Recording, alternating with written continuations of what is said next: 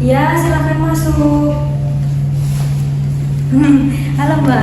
Iya, silakan duduk Mbak. Bebas duduk di mana saja. Jadi, duduknya dinyamankan terlebih dahulu ya Mbak ya. Agar selama sesi konseling Mbaknya merasa enjoy dan merasa nyaman bersama saya ya Mbak ya. Gimana nih kabar Mbaknya hari ini? Alhamdulillah ya begitu saja. Ya begitu saja. Baik. Kita sebelumnya belum pernah ketemu sama sekali ya Mbak ya. Kita hanya berkomunikasi lewat WhatsApp saja. Nah, sebelumnya saya hanya sedikit mengetahui namanya Mbaknya itu kalau nggak salah Mbak Fani Putri Aulia ya. Itu dari asesmen yang kemarin sudah kita lakukan via WhatsApp itu ya Mbak ya. Nah, berhubung kita belum pernah ketemu dan kita hanya berkomunikasi lewat WhatsApp saja, mungkin alangkah lebih baiknya Mbaknya bisa perkenalan terlebih dahulu pada saya dan saya nantinya juga akan berkenalan agar kita saling akrab aja lah Mbak ya. Ya, saya namanya Fani Putri Aulia, biasa dipanggil Fani. Saya dari SMK 3 Malang. Baik, Mbak Fani Putri Aulia dari SMKN 3 Malang ya. Nah, kalau boleh tahu kelas berapa Mbak Fani? Saya sekarang kelas 11. Kelas 11 SMKN 3 Malang. Panggilannya Mbak Fani, Mbak Putri atau Mbak Aulia? Saya Putri. Oh, baik. Jadi panggilannya Mbak Putri ya. Baik, Mbak Putri sebelumnya sudah pernah melakukan konseling apa belum? Belum. Mbak Putri sebelumnya belum pernah melakukan konseling. Berarti Mbak Putri belum tahu ya gimana sih konseling itu. Ya. Baik, sebelum kita mulai juga, saya ingin memperkenalkan lah sedikit tentang konseling kepada Mbak Putri.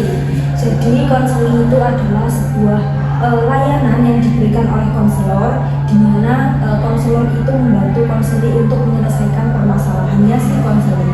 Nah, untuk konselornya itu yaitu saya dan konselornya itu Mbak Putri, gitu ya Mbak Putri? Ya. Nah, perkenalkan juga nama saya Siti Niftawiljana, biasa dipanggil Tata. Mbak Fani bisa memanggil saya Ibu Tata, Mbak Tata terserah bebas. Senyamannya Mbak Fani saja ya, gitu ya. Nah, sebelum kita mulai juga, mungkin duduknya Mbak Fani, Mbak Putri bisa dinyamankan terlebih dahulu agar selama sesi konseling juga Mbak Fani merasa enjoy, merasa rileks dan tidak merasa gugup atau merasa takut gitu ya Mbak ya. Baik, gimana nih Mbak kelas 11 di SMKN ya? Rasanya gimana? Berat atau banyak tugas atau gimana? Ya, akhir-akhir ini kan kemarin habis UAS ya, jadi banyak tugas, jadi ya gitu pokoknya. Berarti Mbak Fani sudah selesai UAS ya Mbak ya? Ya sudah. Gimana Mbak UASnya? Sulit atau gampang lah? 50-50 gitu. 50-50 belajar soalnya ya Mbak ya? Tapi soal-soal yang keluar itu sesuai sama apa yang dipelajari atau gimana Mbak? Ada yang iya, ada yang enggak. 50-50 lagi. 50-50 lagi, namanya juga ujian ya Mbak ya? Baik, hobi Mbak Fani ini apa sih sebenarnya? Saya biasanya dengerin musik itu aja. Sama nonton film gitu. Apa yang biasanya ditonton Mbak? Filmnya? Ini sinetron Asmara Kenzi. Oh, iya tahu saya. Itu ya yang apa? Yang di SCTV itu Iya. Mbak? Oh iya. Saya nggak pernah lihat sih Mbak. Cuma kayak sering aja lihat di FYP TikTok. Terus kayak teman-teman saya itu juga kayak setiap hari ngomongin tentang itu Asmara Kenzi. Itu apa sih Mbak sebenarnya ceritanya itu? Ya, kisah cinta ini anak remaja Kenzi gitu sama keluarganya kayak gimana gitu. Oh, berarti apa ya? Relate sama Mbak Putri gitu ya sebagai remaja Gen Z gitu ya. Baik, jadi tadi hobinya Mbak Putri kan lihat film, kemudian dengerin musik. Kalau musik Mbak Putri suka musik apa? Saya udah musik, saya biasanya kalau udah ya Arab, ya Indonesia, ya pop gitu. Saya udah Pokoknya senyamannya ya sesuai moodnya Mbak Putri ya. Baik, Mbak Putri sebelum kita coba masuk ke tahap inti atau tahap konseling, saya ingin menjelaskan terlebih dahulu terkait apa saja sih yang akan kita lakukan pada pagi hari ini pada sesi konseling kita kali ini. Jadi pada pagi hari ini kita akan melakukan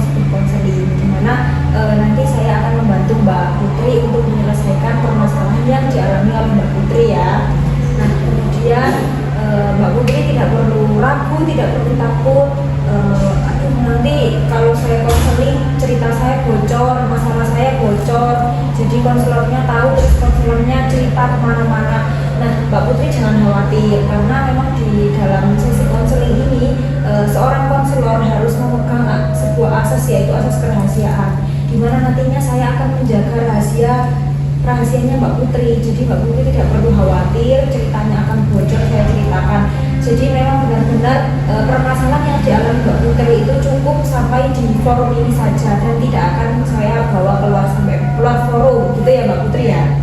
Kemudian Mbak Putri juga bisa terbuka dengan saya agar selama sesi konseling ini kita sama-sama enak lah Mbak ya. Kalau Mbak Putri terbuka, saya juga enak lah dalam menyelesaikan permasalahannya Mbak Putri ini gitu. Kemudian untuk asas yang terakhir itu ada asas kesukarelaan, di mana Mbak Putri ini memang benar-benar datang ke sini murni atas keinginannya Mbak Putri, tidak dipaksa oleh siapapun maupun terpaksa oleh apapun. Memang benar-benar kemauan Mbak Putri sendiri ya Mbak. Ya. Baik. Kemudian untuk sesi konseling pada pagi hari ini kita akan memiliki waktu selama 40 menit. Jika nanti dirasa Mbak Putri merasa selama 40 menit kita masih perlu perlu tindak lanjut lagi, masalah Mbak Putri masih belum selesai, masih belum usai, nggak apa-apa, kita nanti jadwalkan kembali Mbak Putri. Nanti kita bisa jadwal di akhir sesi. Enaknya kita mau ketemu di kapan lagi gitu untuk membahas permasalahan ini lebih lanjut. Dan nantinya juga Mbak Putri jangan khawatir, saya akan benar-benar mendampingi Mbak Putri sampai masalah Mbak Putri ini selesai, gitu ya Mbak ya. Jadi Mbak Putri juga jangan sungkan, jangan ragu mau ngomong sama saya, mau curhat, mau apapun, mau diskusi, itu boleh banget Mbak Putri ya. Nanti kita bisa janjian juga, gitu ya. Baik, dari yang sudah saya jelaskan, apakah ada yang Mbak Putri bingungkan atau ada yang ingin Mbak Putri tanyakan? Sudah cukup jelas. Sudah ya Ibu, sudah ya Mbak Putri ya. Tadi kan kita sudah berbincang ya Mbak Putri ya, terkait gimana sih konseling itu. Kemudian kita juga berdiskusi kecil lah, bicara topik netral lah intinya, untuk mencairkan suasana agar Mbak Putri ini tidak gugup, tenang dan tidak ragu lah untuk bercerita kepada saya. Gimana Mbak Putri perasaannya saat ini? Saat ini alhamdulillah cukup baik. Itu Berarti perasaannya cukup baik. Jadi Mbak Putri ini moodnya lagi baik gitu ya Mbak Putri ya.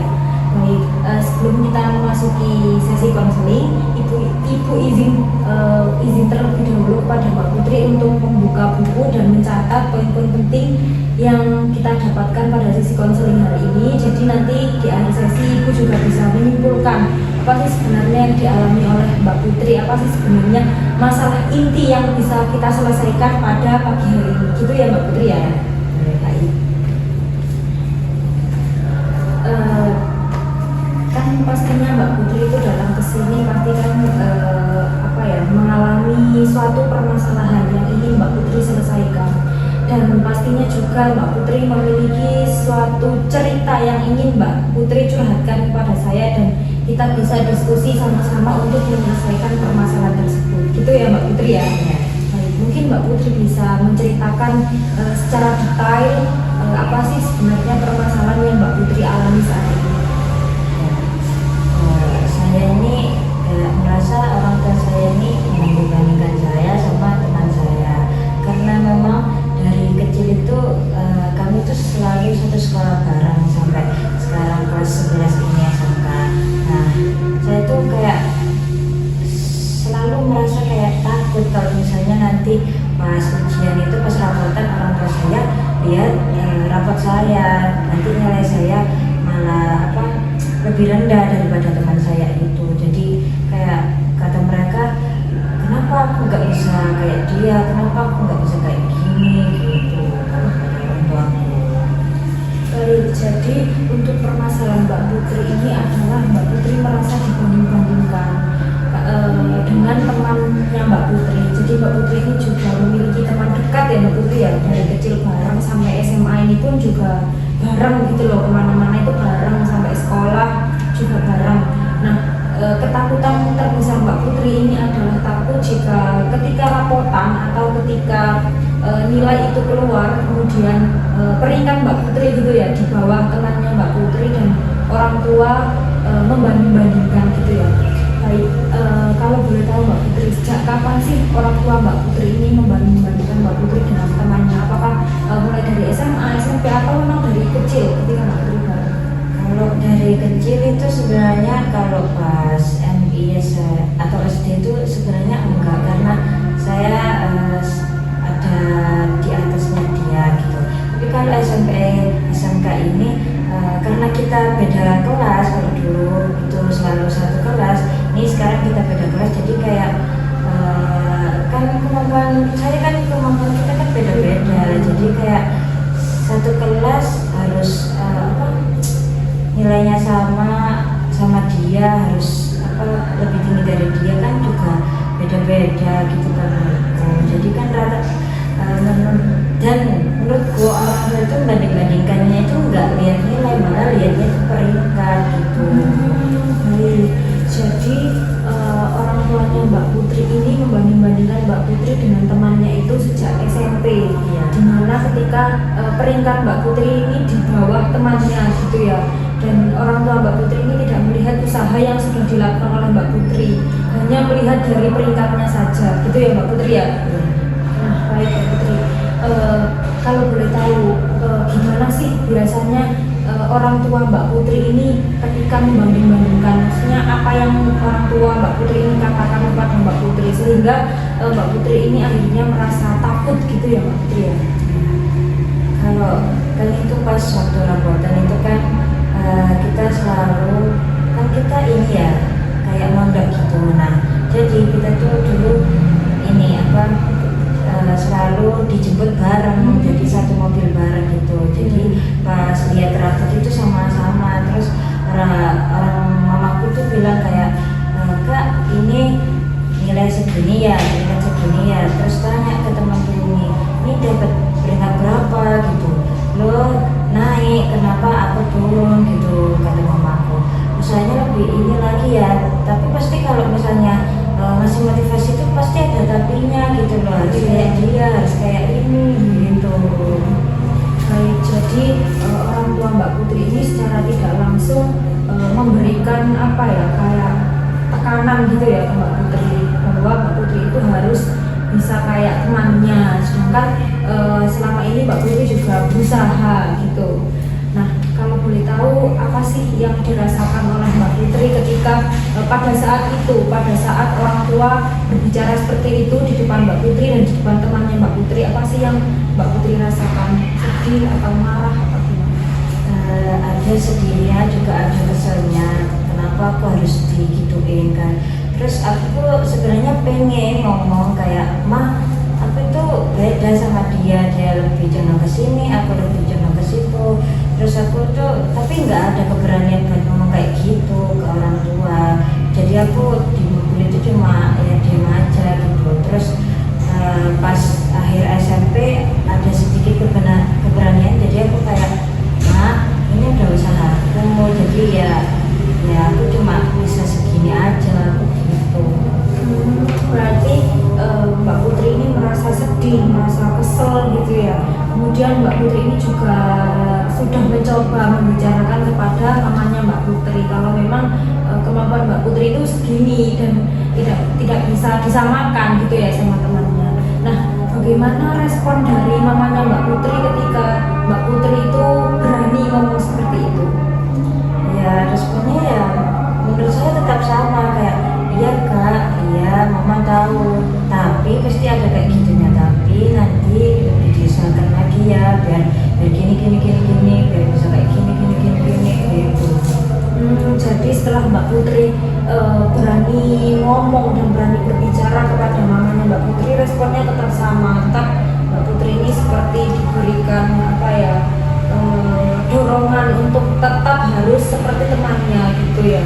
Baik, apa sih dampak dari sikap dibanding-bandingkan dari orang tua Mbak Putri ini? Maksudnya dampak entah ke psikologis Mbak Putri, di mental Mbak Putri, atau ke akademiknya Mbak Putri gitu? Kalau menurut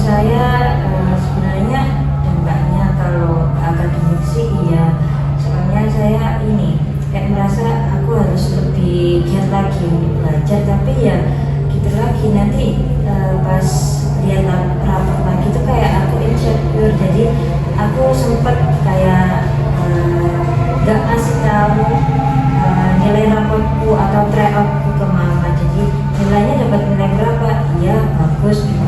Jadi ada beberapa situasi yang memang orang tua nggak tahu nilaiku. Berarti dampaknya ke diri Mbak Putri sendiri ini adalah Mbak Putri akhirnya menutup diri dari orang tua Mbak Putri, karena Mbak Putri merasa bahwa ketika Mbak Putri membuka diri dan mengatakan nilainya Mbak Putri itu pasti Mbak Putri kayak trauma sendiri ya dengan respon dari orang tuanya. Kemudian untuk dampak ke akademik juga sedikit menurun, akhirnya Mbak Putri ini kehilangan semangat gitu Mbak Putri ya. Jadi Mbak Putri dampaknya ke akademik ini seperti kehilangan semangat untuk belajar, kehilangan semangat untuk lebih baik lagi gitu ya ke depannya. Nah, dari kejadian atau dari permasalahan Mbak Putri itu, apa sih sebenarnya yang dipikirkan oleh Mbak Putri ini? Yang dipikirkan sebenarnya aku pengen kayak mereka itu nggak banding-bandingkan aku, tapi aku bingung untuk kayak caranya tuh gimana. Aku udah berusaha giat belajar ya, tapi ya nilainya kayak gitu memang. Terus aku memang nggak cukup berani, jadi aku kayak bingung. Terus aku kalau mau curhat ke siapa itu aku takut gitu, kayak merasa insecure, aku nggak bisa kayak yang diinginkan sama orang tua. Baik, jadi akhirnya Mbak Putri ini sendiri kebingungan ya, bingung mau cerita ke siapa, mau curhat ke siapa, karena memang Mbak Putri merasa bahwa dari orang tua saja tidak ada dukungan, tidak ada support. Dan Mbak Putri ketika mau cerita ke teman atau saudara, Mbak Putri merasa insecure gitu ya.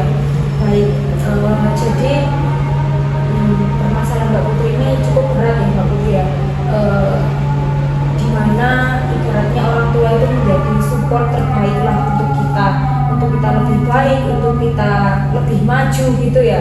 Tetapi di sisi lain orang tua Mbak Putri ini malah membanding-bandingkan atau memberikan dorongan, memberikan penekanan kepada Mbak Putri gitu ya.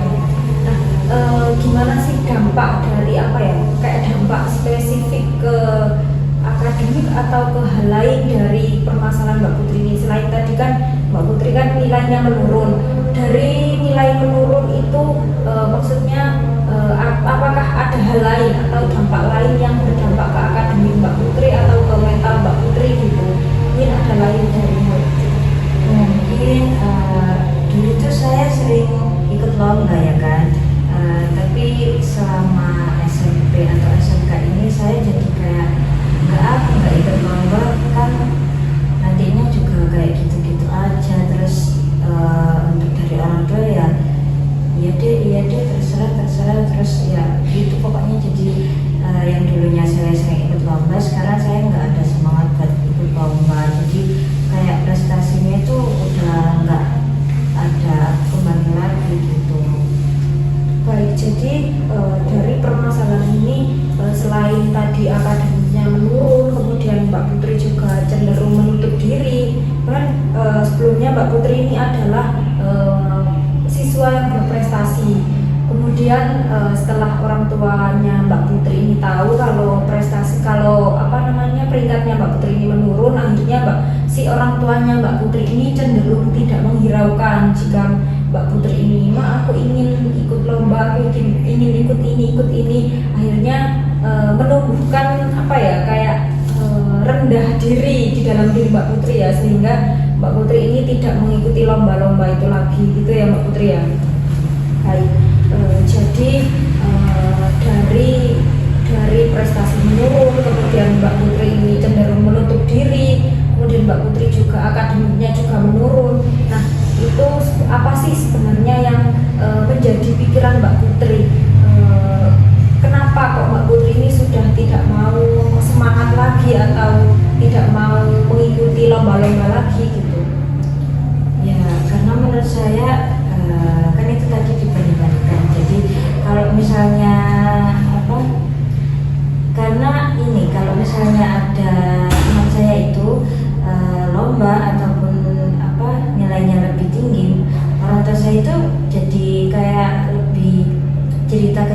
apa kayak ngasih semangatnya lebih tuh ke dia, nggak ngasih semangat ke aku kayak kamu harus kayak dia, kamu harus kayak ini. Terus kalau pas di mobil itu semangat ya, alhamdulillah kamu ini, tapi itu bukan ke aku, ke temanku gitu ngasih semangatnya.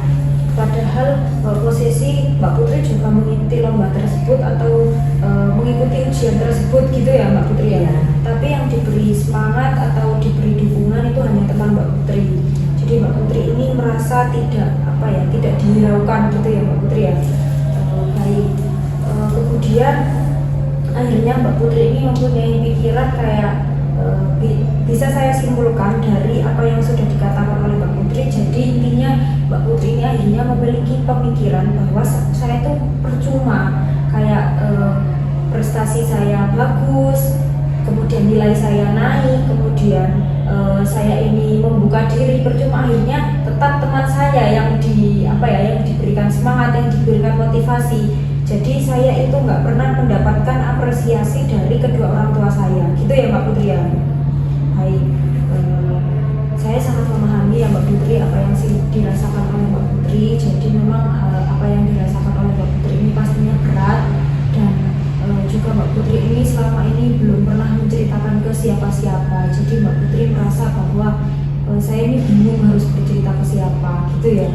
Nah, kalau ke teman dekat sendiri yang tadi, teman dekatnya Mbak Putri yang dibanding-bandingkan sama Mbak Putri itu, pernah nggak Mbak Putri itu cerita ke dia sedikit atau cerita secara detail gitu? Nggak pernah cerita, cuma tanya kayak nilaimu berapa gitu, cuma sih. Berarti kayak cuma sharing saja gitu ya. Nah, kalau dari teman Mbak Putri sendiri, apakah dengan orang tua Mbak Putri ini membanding-bandingkan Mbak Putri dengan temannya, itu sikap teman Mbak Putri ini bagaimana sih? Maksudnya kayak mendukung Mbak Putri, tetap mendukung Mbak Putri untuk tetap semangat, untuk tetap optimis, atau malah kayak ya udah berarti memang lebih baik, emang aku ini lebih baik dari Putri gitu, gimana? Kalau menurutku dia sebenarnya kayaknya tahu ya kalau aku tuh dibanding-bandingkan, cuma dia tuh nggak pernah secara langsung orang kamu kok giniin aku, itu enggak, cuma dia diam aja, iya terima kasih tante gitu bilangnya ke mamaku. Terus dia kayak ya memberikan semangat itu tadi, semangat ya kita pasti bisa kok gitu. Terus ya memang kemampuan kita beda-beda, dia bilang kayak gitu. Jadi kita semangat untuk diri sendiri aja gitu. Baik, jadi kalau dari teman Mbak Putri yang di momen tadi itu sebenarnya tahu, cuma dia ya kayak menjaga perasaan Mbak Putri, jadi dia lebih memilih diam dan saling memberikan support saja gitu ya. Nah, baik, sejauh ini Mbak Putri kayak merasa bahwa kehadiran dia sebagai teman dekat Mbak Putri ini membantu Mbak Putri untuk kembali optimis lagi, atau ya sebaliknya kayak ya sudah ya terlanjur dibanding-bandingkan, jadi ya percuma gitu, gimana? Dia itu sebenarnya sering ngasih semangat ya, jadi kadang kita bisa, jadi kamu harus tingkatin lagi bakatmu yang dulu kamu hilang lagi. Jadi sekarang tuh saya untuk mencoba untuk ikut ekstrakurikuler lagi atau lomba-lomba lagi gitu. Terus aku juga kasih semangat ke dia, aku bilang kayak terima kasih gitu, semangat juga, kamu juga ayo lomba bareng atau terserah kamu mau lomba yang minatmu apa gitu. Baik, jadi Mbak Putri ini juga merasa terbantu ya akan kehadiran dia sebagai teman dekat, karena Mbak Putri di sisi lain merasa bahwa dari orang tua Mbak Putri tidak memberikan support, tapi dari dia malah memberikan support, dan itu membuat Mbak Putri sedikit demi sedikit bangkit ya untuk kembali ke Mbak Putri yang dulu, yang Mbak Putri ini aktif untuk akademik, aktif ekstrakurikuler dan lain-lain. Bahkan Mbak Putri itu dulu menjadi siswa yang berprestasi karena sering ikut lomba-lomba gitu ya. Nah, apakah setelah Mbak Putri kayak sudah mengkomunikasikan terkait hal tersebut, kayak aku nggak mau dibanding-bandingkan, nah untuk respon mamanya Mbak Putri tadi kan tetap sama, tetap masih membanding-bandingkan Mbak Putri dengan temannya.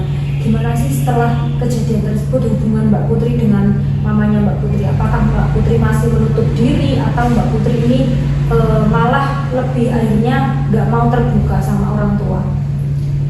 Kalau hubungan sekarang sama orang tua, jadi kayak setiap nilai yang aku dapat itu mereka sekarang udah nggak pernah tahu. Jadi kayak aku selalu mengalihkan pembicaraan ke lain. Jadi sebenarnya semua cerita itu aku cerita kecuali yang nilai itu.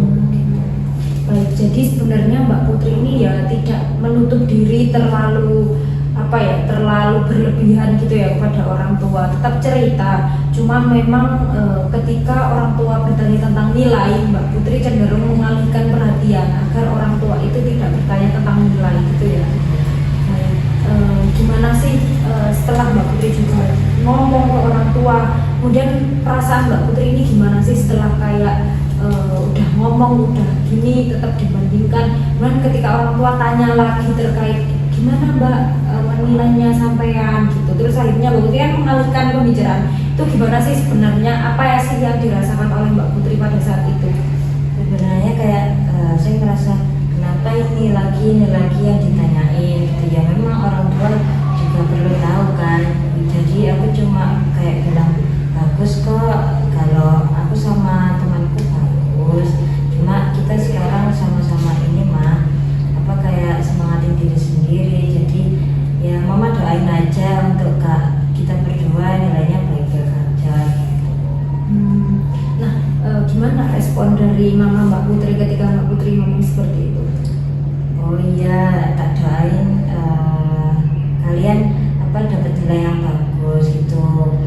Udah sih itu aja. Untuk tanya-tanya lebih lanjut mungkin orang tua menurut saya kayak udah paham ya, kayak aku nggak mau ngasih tahu nilainya ke dia gitu. Berarti jadi sebenarnya si orang tuanya Mbak Putri ini sebenarnya juga paham ya kalau Mbak Putri ini memang akhirnya dari kejadian tersebut, dari kejadian Mbak Putri merasa dibandingkan itu, akhirnya Mbak Putri lebih menutup diri tentang nilai Mbak Putri gitu ya. Baik, jadi tadi kita juga sudah melakukan asesmen ya Mbak Putri terkait permasalahan yang dialami oleh Mbak Putri. Nah, oh iya Mbak Putri, saya izin bertanya lagi, apakah seperti itu sikap membanding-bandingkan dari mamanya Mbak Putri itu apakah sampai sekarang? Maksudnya meskipun Mbak Putri tidak mengatakan nilainya Mbak Putri, apakah tetap kak tetap loh kak, meskipun mama nggak tahu nilainya kakak, tetap nilainya kakak harus kayak ini loh, kakak seperti temannya ini loh gitu.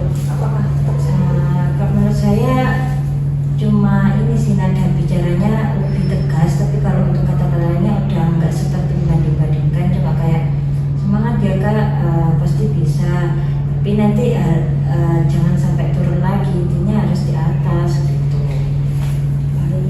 Jadi dari permasalahan yang Mbak Putri alami saat ini, saya bisa menyimpulkan atau merangkum, intinya Mbak Putri ini akhirnya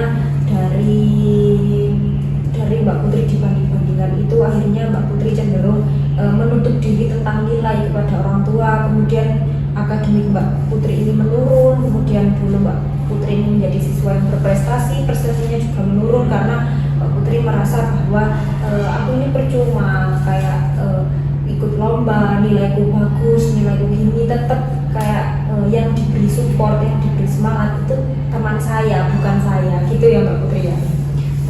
Jadi untuk konseling kita pada pagi hari ini, kita akan menggunakan pendekatan model ABC Mbak Putri, di mana model ABC itu nantinya akan mengidentifikasi mulai dari pikiran Mbak Putri, kemudian dampaknya itu seperti apa, dan pemicu sebenarnya yang menjadi Mbak Putri memiliki pemikiran seperti itu apa, gitu ya Mbak Putri ya. Baik, jadi saya izin menjelaskan kepada Mbak Putri terkait hasil asesmen yang sudah saya rangkum dan kemudian saya interpretasikan menjadi model ABC kepada Mbak Putri ya. Tuh. Jadi seperti ini Mbak Putri, di mana di dalam konseling RIBT ini ada model ABC. A itu adalah activating event atau pemicu atau sebab dari permasalahannya Mbak Putri itu tadi. Kemudian ada B itu belief atau keyakinan atau pikiran yang ada di pikiran Mbak Putri yang sehingga berdampak, atau C itu akhirnya konsekuensinya akhirnya berdampak kepada diri Mbak Putri gitu ya. Baik, jadi saya izin menjelaskan. Ini Mbak Putri bisa melihat bahwa di sini itu ada C itu adalah konsekuensi tadi. Dampaknya Mbak Putri jadi di sini ada C itu adalah konsekuensi, di mana konsekuensi ini dampak dari permasalahannya Mbak Putri, yaitu Mbak Putri akhirnya semangatnya menurun, prestasinya menurun, kemudian akhirnya Mbak Putri itu cenderung sedikit menutup diri tentang nilai dari orang tua. Itu ya dampaknya itu. Kemudian untuk A-nya, kita beralih ke A-nya terlebih dahulu. A-nya itu adalah pemicu dari mengapa sih Mbak Putri itu prestasinya menurun, akademiknya menurun, kemudian kemudian Mbak Putri ini cenderung menutup diri tentang nilainya Mbak Putri dari orang tua. Itu adalah karena Mbak Putri merasa bahwa selama ini Mbak Putri ini dibanding-bandingkan dengan temannya Mbak Putri, kemudian Mbak Putri merasa bahwa percuma gitu ya kalau saya ini prestasinya bagus lagi, karena tetap yang diberikan motivasi, diberikan semangat itu adalah teman Mbak Putri. Nah, kemudian untuk yang terakhir ada B itu belief atau keyakinan, di mana Mbak Putri itu berpikiran bahwa saya itu percuma prestasi lagi, akademik saya bagus lagi. Toh yang diapresiasi atau yang diberi semangat itu adalah teman saya, bukan saya gitu ya. Nah, dari model ABC yang sudah saya jelaskan, menurut Mbak Putri sebenarnya yang menjadi Mbak Putri ini akademiknya menurun, prestasinya menurun, kemudian Mbak Putri ini menutup diri tentang nilai dari orang tua, itu sebenarnya apa sih?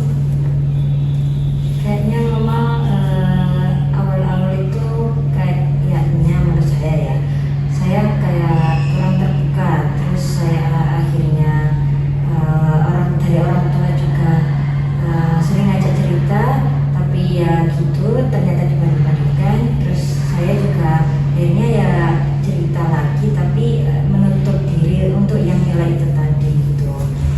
Jadi menurut Mbak Putri yang menyebabkan prestasi Mbak Putri ini menurun, akademiknya menurun, kemudian Putri ini menutup diri tentang nilainya Mbak Putri tadi, itu adalah karena orang tuanya Mbak Putri ini mengajak cerita, namun akhirnya tetap Mbak Putri ini dibanding-bandingkan dengan temannya gitu ya Mbak Putri ya. Baik, jadi sebenarnya Mbak Putri yang membuat prestasi Mbak Putri ini menurun, kemudian Mbak Putri ini akhirnya menutup diri, itu sebenarnya bukan dari pemicunya atau dari A-nya, bukan dari Mbak Putri ini dibanding-bandingkan atau dan lain-lain. Sebenarnya yang menyebabkan Mbak Putri ini prestasinya menurun, akademiknya menurun dan menutup diri itu adalah dari B atau dari beliefnya Mbak Putri. Tadi kan Mbak Putri mengatakan bahwa saya ini percuma cerita ke orang tua tentang nilai, kemudian saya ini lomba-lomba lagi menjadi anak aktif seperti dulu, percuma Kak. Pada akhirnya yang diberikan semangat, yang diberikan motivasi itu hanya teman saya, bukan saya gitu. Jadi sebenarnya yang menyebabkan Mbak Putri ini menutup diri dan lain-lain itu adalah beliefnya Mbak Putri atau pikiran irasionalnya Mbak Putri. Karena itu tadi Mbak Putri merasa bahwa mempunyai pikiran, mempunyai belief bahwa saya ini percuma gitu. Apakah dapat dipahami Mbak Putri? Nah, sejauh ini dari yang sudah saya jelaskan terkait model ABC, apakah ada yang ingin Mbak Putri tanyakan atau ada yang ingin Mbak Putri bingungkan? Loh Bu, kenapa kok pikiran saya gitu? Apakah ada yang ingin ditanyakan? Mungkin tidak. Berarti Mbak Putri kayak bisa menerima ya, kayak oh ternyata memang penyebabnya bukan karena saya dibanding-bandingkan, tetapi karena memang saya berpikir bahwa saya ini percuma, akhirnya berdampak ke motivasi diri Mbak Putri dalam akademik, dalam membuka diri dan lain-lain gitu ya Mbak Putri ya. Baik, jadi setelah kita membahas tentang terkait model ABC ini, yang terakhir itu ada D, kan dalam RIGT itu ada A, B, C, D. Nah, D ini kita lakukan, D ini adalah dispute Mbak Putri. Jadi D ini dispute itu adalah kita menentang keyakinan irasional tadi. Kan tadi kita juga sudah membahas model ABC dan ternyata saya sudah menjelaskan bahwa sebenarnya yang menjadi penyebab permasalahannya Mbak Putri atau penyebab permasalahan Mbak Putri yaitu menutup diri tentang nilai, kemudian prestasi dan akademiknya Mbak Putri menurun, ini sebenarnya berakar dari B-nya atau dari belief pikiran Mbak Putri yang merasa bahwa saya ini percuma, bahwa saya ini meskipun saya berprestasi, saya itu tetap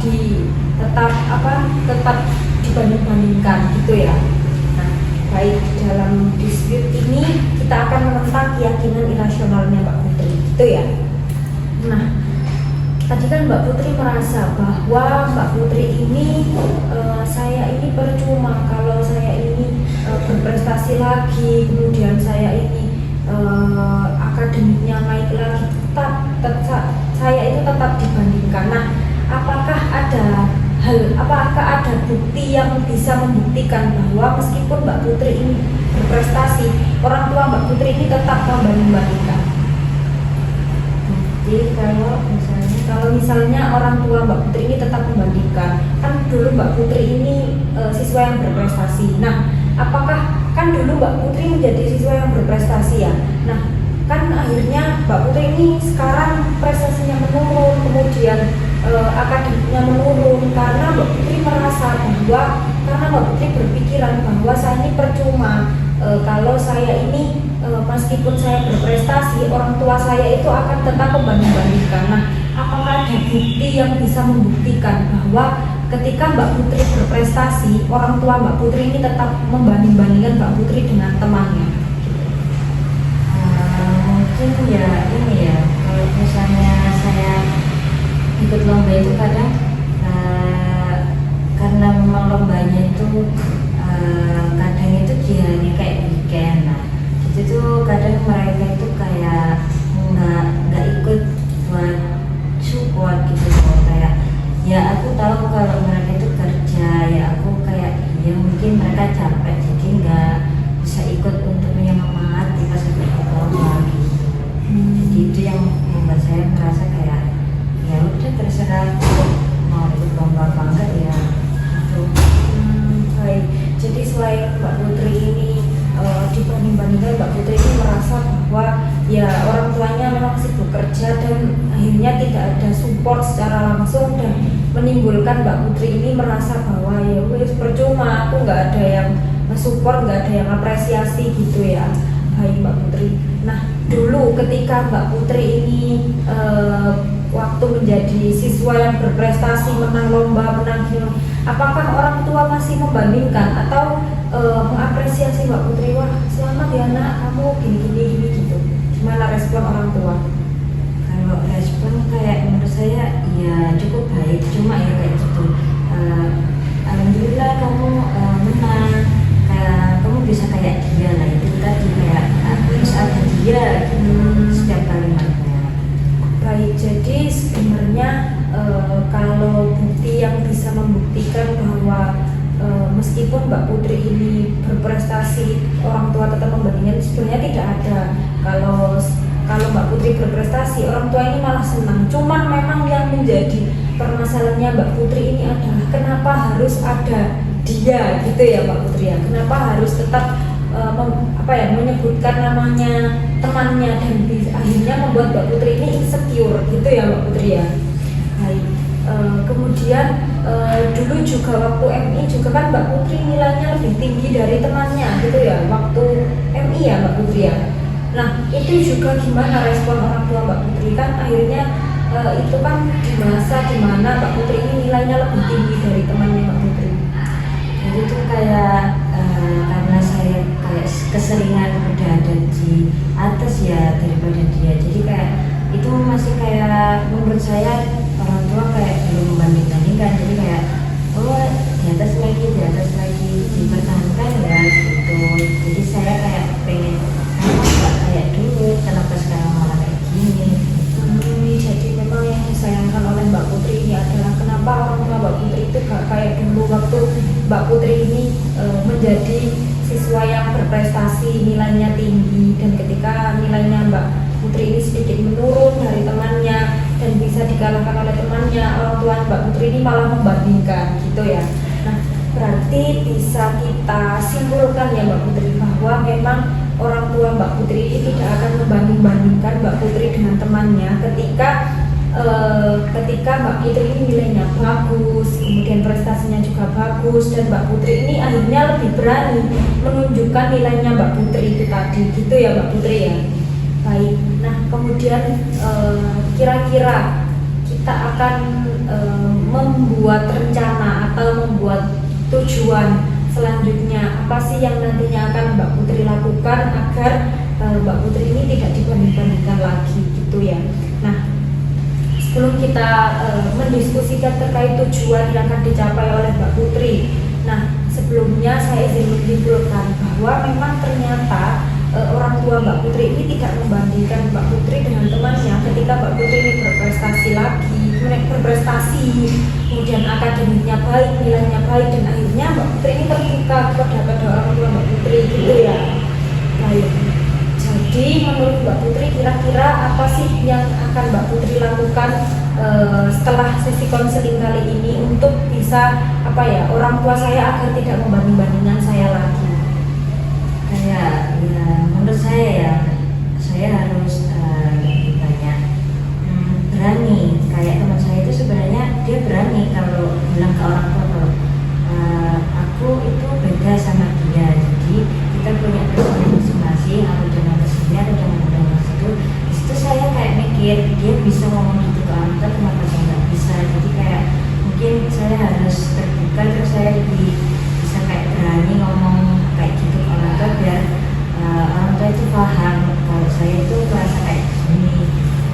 Baik, jadi untuk tujuan yang ingin Mbak Putri lakukan setelah sesi konseling kali ini itu adalah ingin lebih berani seperti temannya Mbak Putri itu tadi, lebih berani untuk berbicara kepada kedua orang tua Mbak Putri bahwa memang setiap manusia atau setiap individu itu pasti memiliki kemampuan yang berbeda-beda.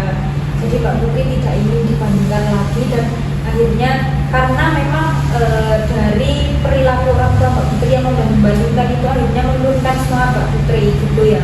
Baik, untuk saya catat terlebih dahulu ya Mbak Putri. Jadi tadi Mbak Putri yang pertama ingin lebih berani kepada kedua orang tua Mbak Putri untuk berbicara gitu ya Mbak Putri ya.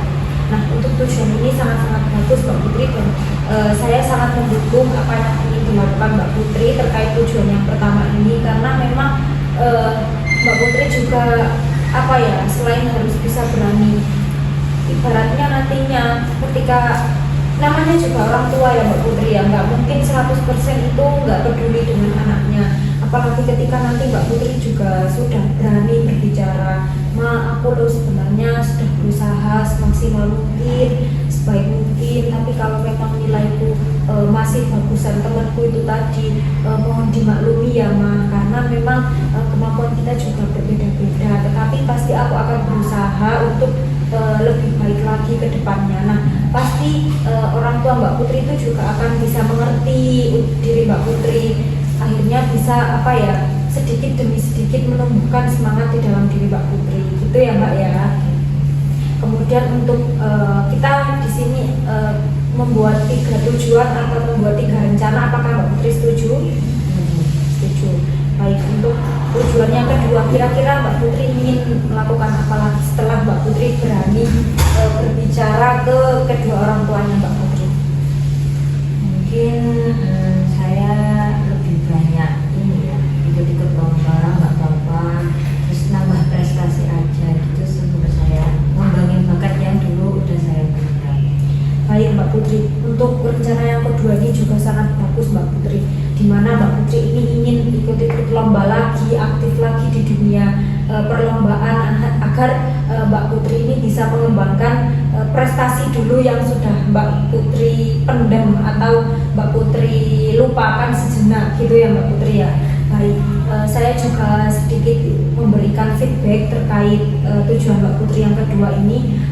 Ini sangat bagus sekali Mbak Putri. Saya sangat mengapresiasi keinginan Mbak Putri untuk kembali lagi menjadi Mbak Putri yang berprestasi, Mbak Putri yang aktif, dan Mbak Putri yang berprestasi mengikuti lomba-lomba. Karena memang tadi kita juga sudah membahas di bagian disebut Mbak Putri bahwa ketika Mbak Putri berprestasi, orang tua Mbak Putri ini akan pasti mengapresiasi Mbak Putri dan tidak membandingkan Mbak Putri dengan orang lain, apalagi dengan teman Mbak Putri itu tadi gitu.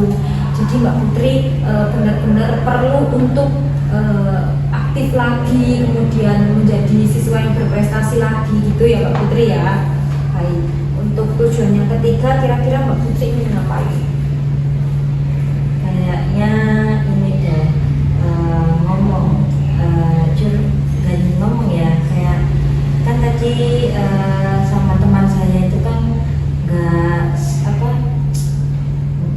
menurut saya kan dia kayak iya tahu, tapi kan kita belum saling terbuka. Kalau misalnya aku merasa dibandingin sama kamu, mungkin kalau misalnya aku udah kembali normal lagi sama orang tua, mungkin aku bilang kalau aku dulu pernah dibandingin ya, tapi makasih kamu udah semangatin aku.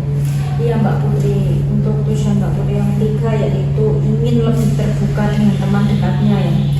Saya sangat setuju juga dengan tujuan Mbak Putri yang terakhir itu tadi, karena memang ketika Mbak Putri memiliki permasalahan dan Mbak Putri ini tidak memiliki teman curhat atau bercerita kepada seseorang, itu akan menimbulkan kepada pikiran Mbak Putri itu tadi. Akhirnya Mbak Putri mempunyai pikiran irasional, yaitu percuma saya berbuat baik, prestasi saya bagus, kemudian saya terbuka, percuma akhirnya endingnya nanti dibanding-bandingkan. Nah, akhirnya menumbuhkan hal seperti itu ketika Mbak Putri ini tidak mempunyai teman curhat atau teman ngobrol gitu ya Mbak Putri ya. Saya sangat setuju dan saya sangat merekomendasikan juga untuk Mbak Putri juga bisa mengkomunikasikan dengan orang tua, dengan teman dekat, agar Mbak Putri ini merasa bahwa saya ini tidak sendirian di sini. Saya ada yang mensupport, ada yang mendampingi gitu ya Mbak ya.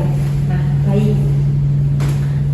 Kita juga sudah melakukan sesi konseling ini sudah lumayan lama. Mungkin ini sekitar juga sudah lebih dari 40 menit ya Mbak Putri ya. Gimana perasaan Mbak Putri setelah melakukan sesi konseling kita pada hari ini? Saya cukup lega untuk bisa cerita semua ke Ibu.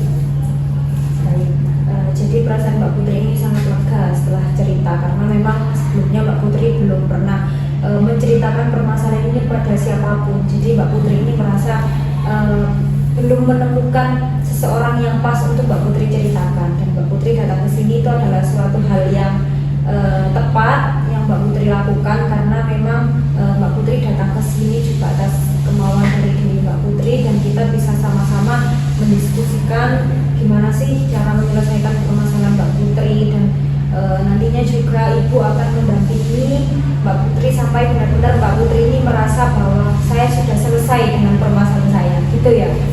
Baik.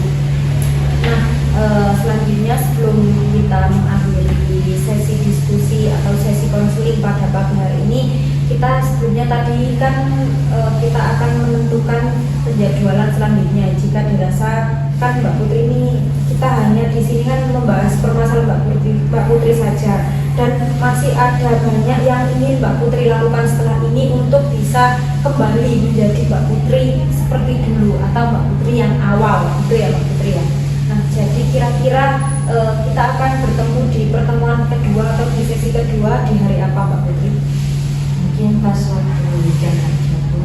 Pas weekend, pas Mbak Putri sekolahnya juga libur ya. Baik, jadi kalau kira-kira kalau weekendnya hari apa? Hari Minggu. Jam berapa Mbak Putri? Siang jam habis zuhur gitu ya Mbak Putri ya. Baik, jadi untuk sesi yang kedua dilaksanakan pada hari Minggu, di minggu depan atau jam 12 di tempat yang sama, di tempat ini ya Mbak Putri ya. Nanti juga kita bisa berkomunikasi juga via WhatsApp untuk mungkin ada kemeloran atau hal-hal lain, kita tetap akan nanti diskusikan gitu ya. Nah, kita akan bertemu di pertemuan selanjutnya atau pertemuan kedua, dan nantinya juga di pertemuan selanjutnya, di pertemuan kedua nanti kita juga akan men-follow up atau membahas terkait tujuan pertama yang ingin Mbak Putri lakukan ini terlebih dahulu. Jadi untuk tujuan yang pertama, Mbak Putri ini ingin lebih berani untuk berbicara kepada kedua orang tua Mbak Putri gitu ya, terkait nilainya Mbak Putri itu tadi tentunya. Nah, untuk pekerjaan rumah yang harus Mbak Putri lakukan, sebenarnya ini pekerjaan rumahnya tidak harus mencatat. Mbak Putri bisa simpan saja di dalam pikiran dan perasaan Mbak Putri, dan nantinya di pertemuan kedua itu nanti kita akan bahas gimana sih kemajuan dari tujuan pertama yang sudah dicapai oleh Mbak Putri ini tadi. Gimana sih setelah Mbak Putri ini lebih berani pada kedua orang tua Mbak Putri untuk berbicara, mana sih responnya, kemudian perasaannya Mbak Putri, kemudian akhirnya dampak yang Mbak Putri rasakan setelah Mbak Putri ini berani gitu ya Mbak Putri ya. Baik, untuk lebih lanjut, misal nanti Mbak Putri ketika proses Mbak Putri mempersiapkan diri untuk berbicara pada kedua orang tua, nanti ketika Mbak Putri mengalami kebingungan, Mbak Putri bisa tanya kepada saya melalui via WhatsApp, bisa telepon, bisa VC atau apapun bisa, kita nanti akan komunikasikan kembali gitu ya Mbak ya. Baik, waktu sudah habis, kita akan bertemu juga di pertemuan selanjutnya. Saya ucapkan terima kasih dan saya sangat mengapresiasi kepada Mbak Putri karena sudah berani bercerita kepada saya dan berani untuk bangkit lagi, untuk bisa semangat lagi, untuk bisa menjadi Mbak Putri yang dulu gitu ya. Saya ucapkan terima kasih banyak karena sudah datang ke sini, jauh-jauh ke sini untuk mendiskusikan permasalahan Mbak Putri. Saya apresiasi. Sekali lagi saya ucapkan terima kasih banyak. Saya tutup.